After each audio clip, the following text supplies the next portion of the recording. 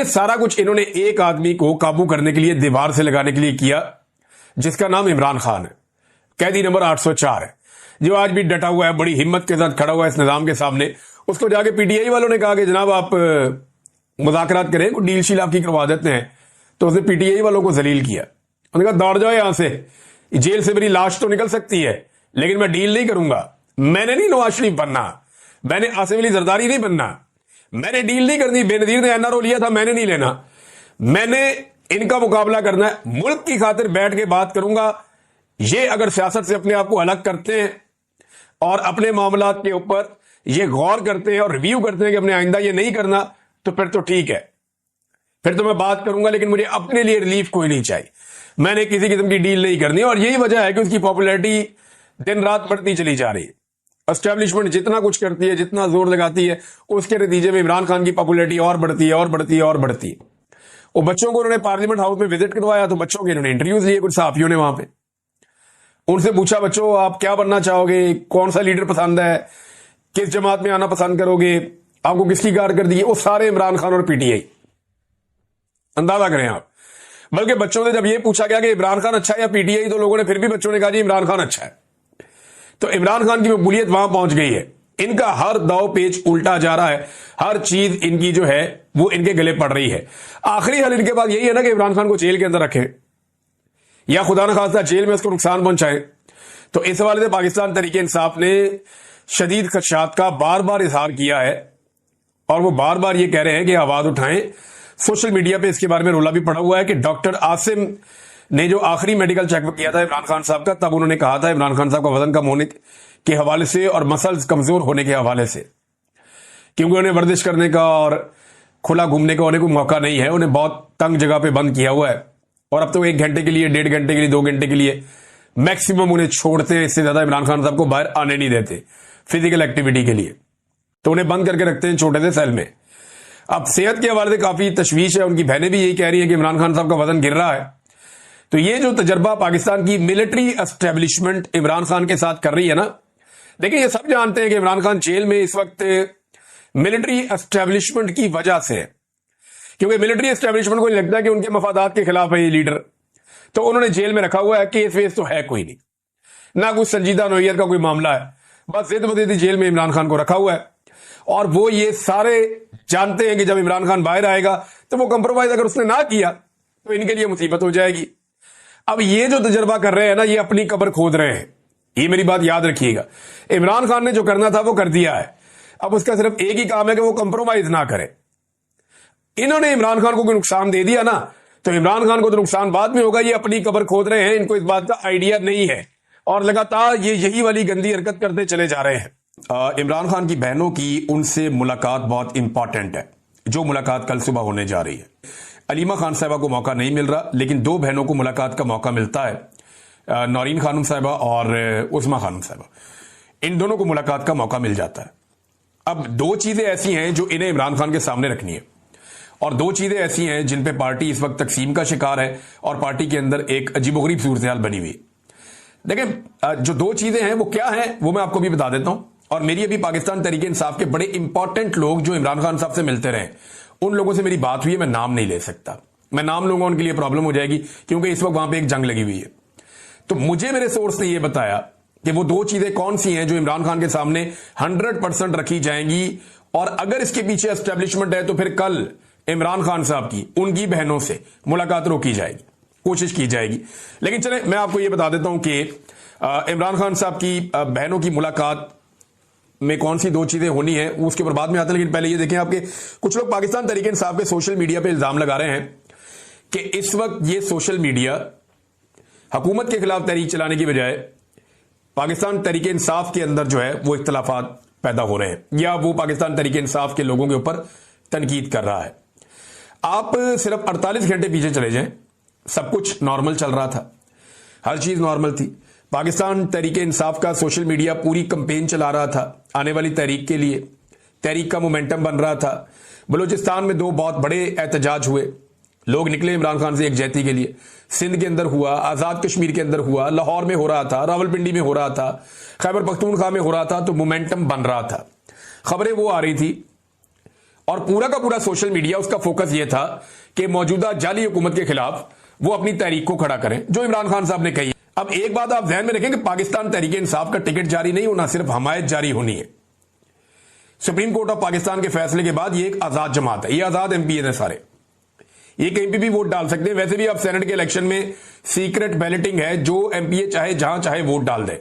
अब हुआ यह है कि पाकिस्तान तहरीक इंसाफ के और नून लीग के लोगों में मुकाबला शुरू हो गया, बल्कि इसके अंदर कुछ नून लीग के सहाफी भी शामिल हो गए। दूसरी जानिब पाकिस्तान तहरीक इंसाफ के जो हमायती सहाफी हैं वो भी शामिल हो गए, और इसके साथ सवाल जवाब शुरू हो गए। बेशुमार सवाल पूछे, लेकिन हैरत अंगेज तौर पे मैं देख रहा था कि इसके ज्यादा जवाबात वो हैं जो पाकिस्तान तहरीक इंसाफ को सूट करते हैं। वजह यह है कि जमीनी हकायक जितने भी हैं वो ये साबित कर रहे हैं गुज़िश्ता चंद सालों में कि ज्यादती पाकिस्तान तहरीक इंसाफ के साथ हुई है, और ज्यादती करने वाली जमातें PMLN या मौजूदा एस्टेब्लिशमेंट ये लोग हैं। अब इसके ऊपर इल्जाम लग रहा है, कोई कह रहे हैं पता नहीं ये कोई पाकिस्तान तहरीक इंसाफ का कोई कारकुन है जो बैठा हुआ है, कोई PTI का कोई बानी रुकन है जो ये है, कोई कुछ कह रहा है, कोई कुछ कह रहा है, तो लोग मीम्स बना रहे हैं। नादरीन, कुछ दानिशवर हैं पाकिस्तान में, वो आज भी ये कहते हैं कि जरदारी और नवाज शरीफ ने फौज को दीवार के साथ लगा के सियासत से बाहर कर दिया था चार्टर ऑफ डेमोक्रेसी के बाद, लेकिन इमरान खान ने फौज को सियासत में, वो कहते हैं जी कि वापस रेलिवेंट कर दिया है। अब ये जो दानिशवर है ना, ये मेरे ख्याल में इमरान खान साहब के बुग़्ज़ में मुब्तला है और कोई वजह नहीं है।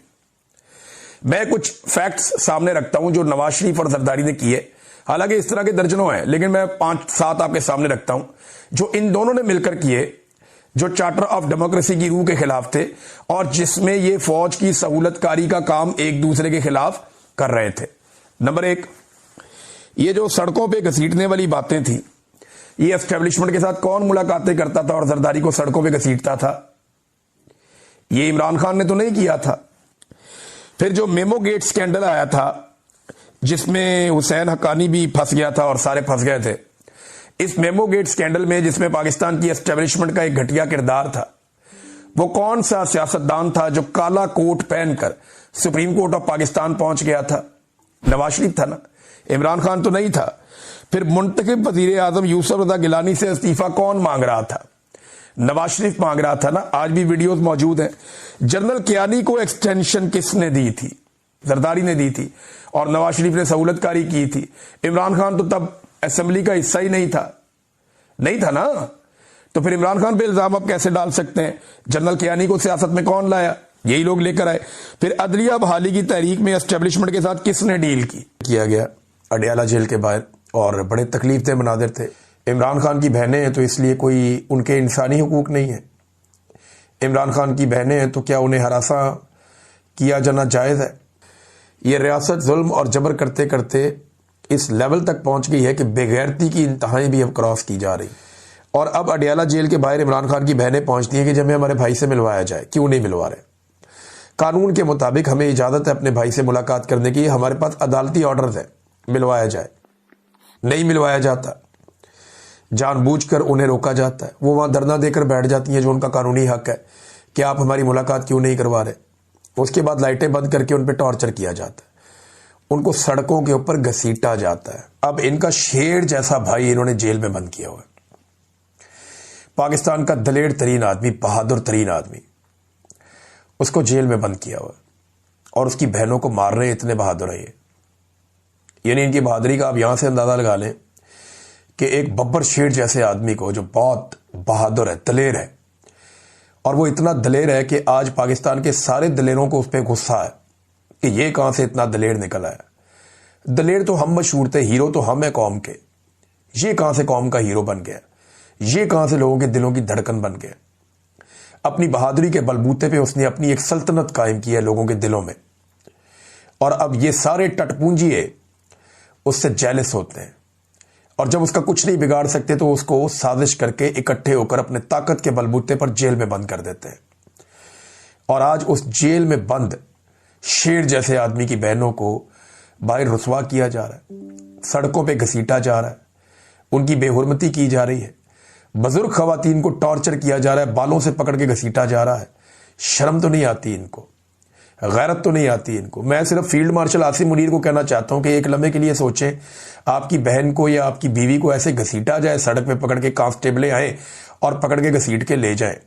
देखिए, जिंदगी में मुश्किलात आती हैं, आपके ऊपर भी आ सकती हैं, आपकी फैमिली पे भी आ सकती हैं, आपके खानदान के ऊपर भी ये मुश्किलात आ सकती हैं। तो जब वो मुश्किलात होंगी तो आपकी औरतें भी निकलेंगी ना बाहर, तो तब उनको अगर सड़क पे ऐसे पकड़ के घसीटा जाए तो उन्हें कैसा महसूस होगा, आपको कैसा लगेगा। औरतों तक इस लड़ाई को नहीं ले जाना चाहिए था, घरों तक। पाकिस्तान में ना ये लड़ाई बहुत पुरानी है एस्टेब्लिशमेंट की और मुजामत करने वालों की। ये चेहरे बदलते रहते हैं, कभी सामने आ जाता है एक चेहरा अयूब खान का, कभी याया खान का, कभी ज़ियाउल हक का, कभी परवेज मुशर्रफ का, कभी जनरल बाजवा का, जनरल कियानी का, और कभी चेहरा आ जाता है आसिम मुनीर का। तो ये एक पूरा एक रवायत है जो चली आ रही है, एक सोच है, एक नजरिया है, ये इस तरफ है। दूसरी तरफ भी चेहरे बदलते रहते हैं, कभी कायदे आजम, कभी फातिमा जना, कभी लियाकत अली खान, कभी जुल्फ़िकार अली भुट्टो, कभी बेनज़ीर भुट्टो, कभी इमरान खान, वहां पे भी ये चल रहा है। लेकिन कभी भी औरतों के साथ ये नहीं किया गया। घरों की चादर और चार दीवारी का तकद्दुस कभी इस बुरे अंदाज में पामाल नहीं किया गया जो आसिम मुनीर साहब के दौर में हो रहा है। उन्हें सोचना चाहिए कि इतने जुल्म के बाद जब कुदरत का डंडा चलेगा तो क्या वो बर्दाश्त कर पाएंगे, क्योंकि मैंने हर जालिम का अंजाम कभी भी अच्छा नहीं देखा।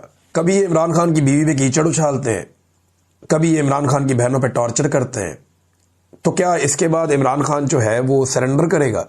सवाल ही पैदा नहीं होता। ये अपने सारे रास्ते खुद ही बंद करते जा रहे हैं। और पाकिस्तानियों पे मुझे हैरत होती है कि वो आदमी पाकिस्तानियों के लिए मार खा रहा है, अपने लिए नहीं खा रहा। 25 करोड़ पाकिस्तानियों के लिए वो आदमी मार खा रहा है और पाकिस्तानी उसको मार खाता हुआ एंटरटेन हो रहे हैं देख देख के। पाकिस्तानी निकल ही नहीं रहे। पाकिस्तानियों को चाहिए कि अब बस कर दें, या कम से कम जो घरों की खवातीन है इस वाक़े को देखने के बाद उन्हें चाहिए कि अपने मर्दों को चूड़ियां दे दें तोहफे में, कि पाकिस्तान का सबसे बड़ा लीडर जिसे तुमने वोट डाला था, पाकिस्तान का सबसे बड़ा लीडर जिसके नजरिए को तुम मानते हो, आज उसकी बहनों को सड़कों के ऊपर घसीटा जा रहा है, मारा जा रहा है। लो एंजॉय करो, तुम भी चूड़ियां पहन लो। क्योंकि देखें, जब लोग अपने हक के लिए खड़े नहीं होंगे, पुरअमन तरीके से बाहर नहीं आएंगे, तब तक ये जुल्म, ये जबर और ये फस्तायत चलती रहेगी। कर्नल है जेल के अंदर जो सारी चीजों को कंट्रोल करता है। अलीमा खानम ने पोल खोल दिया। बहरहाल उन्होंने कहा जी कि हमें बताया गया कि आसिम मुनीर का नोटिफिकेशन होने तक इमरान खान साहब से आपकी मुलाकात नहीं करवाई जाएगी। तो अब आसिम मुनीर साहब के नोटिफिकेशन का इंतजार करें। जब वो नोटिफिकेशन हो जाए, और मैंने आपको ये बात बताई थी, ये अलीमा खानम साहिबा ने उसकी तस्दीक की है। जो खबर मैंने आपको दी थी आज से 1-2 हफ्ता पहले, मैंने आपसे कहा था कि इमरान खान को ये कैद तन्हाई में डाल देंगे जब तक कि आसिम मुनीर साहब का एक्सटेंशन वाला मामला नहीं हो जाएगा। तब तक इमरान खान साहब को कैद तन्हाई में ये रखेंगे ताकि इमरान खान साहब का कोई स्टेटमेंट बाहर आके असरअंदाज ना हो। अब उस सूरत हाल का पूरा पाकिस्तान सामना कर रहा है। नाजरीन, ये बेशर्मी और बेगैरती ये इनके गले पड़ेगी, ये मैं आपको आज कह रहा हूं, आप लिख के रख लें। और ये कल को कोई औरत कार्ड भी नहीं खेल सकेगा। जितना जुल्म इन्होंने कर दिया, बिलावल जरदारी ने, मुझे याद है एक छोटी सी बात के ऊपर, कितने बेगैरत हो आप, कितने बेगैरत हो आप। आज वो बिलावल की गैरत नहीं जागती। मरियम नवाज कहती है जनाब कि मैं औरत हूं और औरतों के लिए ये कर दूंगी, वो कर दूंगी। वह औरतों को सड़कों पर घसीट रहे हैं, और वो भी पाकिस्तान के सबसे बड़े लीडर की बहनों को, जिसका मैंडेट चोरी करके ये सारे लोग इक्तदार में बैठे हुए हैं। ये जो वाकया रात को हुआ है ना, ये मिलिट्री एस्टेब्लिशमेंट के अनजाने खौफ का ऐलान कर रहा है। ये बता रहा है कि इस वक्त साहब बहुत डरे हुए हैं। आसिम मुनीर साहब खौफजदा हैं। कभी वो इस्तिस्ना ले लेते हैं, कभी कोई और चीज ले लेते हैं, कभी ये बहनों के ऊपर अटैक कर देते हैं। ये जुल्म और जबर की एक दास्तान है जो लिखी जा रही है, और इसको पाकिस्तान के अवाम ही रोकेंगे। अब कोई और रास्ता है नहीं। अदलिया तो मौजूद नहीं है, पार्लियामेंट भी मौजूद नहीं है, बैनुल-अक़वामी सतह पे कोई इंसानी हकूक के लिए आवाज़ नहीं उठ रही। आवाज़ सिर्फ ओवरसीज़ पाकिस्तानी उठा रहे हैं। हम इस पे बात कर रहे हैं या कोई और कर नहीं रहा। एक स्टेटमेंट जो है वो सुहेल अफरीदी साहब ने भी दिया। उन्होंने कहा, पंजाब पुलिस के गुंडों की इमरान खान साहब की बहनों पर तशद्दुद की शदीद अल्फाज में मजम्मत करता हूँ। खुद को फिरौन समझने वाले मर्द से मुकाबला नहीं कर पा रहे तो घर की औरतों पर हमलावर हो चुके हैं।